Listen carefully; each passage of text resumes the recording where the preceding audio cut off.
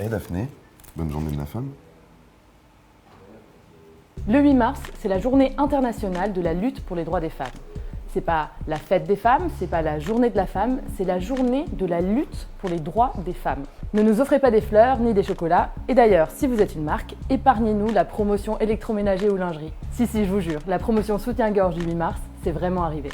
Le 8 mars, c'est une journée de lutte, qu'on a appris à déguiser, comme on déguise les choses qui nous mettent mal à l'aise, en une journée inoffensive, une journée shopping sympa. La vérité va peut-être choquer les plus sensibles d'entre vous, ou les plus sexistes. Mais en réalité, le 8 mars est une journée féministe. Oui, vous m'avez bien entendu, féministe. Qu'est-ce qu'on demande? Pas grand-chose en fait.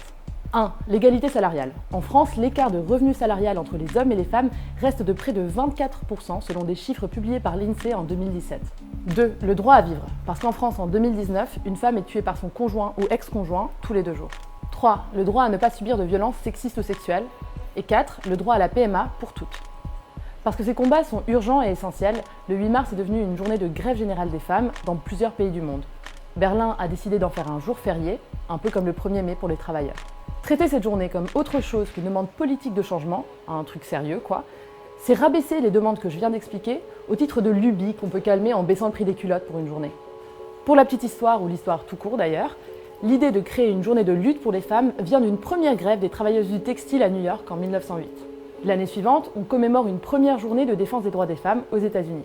Et en 1910, cette femme, son nom c'est Clara Zetkin, plaide pour la création d'une mouvance internationale pour demander le suffrage des femmes à la Conférence internationale des travailleuses.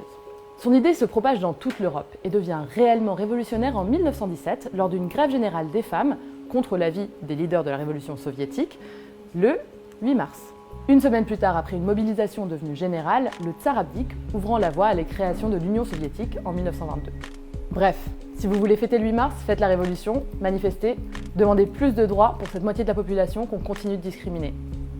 Et pour les hommes, rien ne nous empêche aujourd'hui, comme tous les autres jours, de demander l'égalité homme-femme.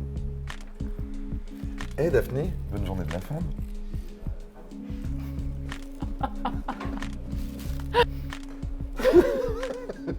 Je jette ta tête. Hey Daphné, bonne journée de la femme. Non, je pense qu'on a eu la bonne et que maintenant ça ne sert plus à rien d'essayer.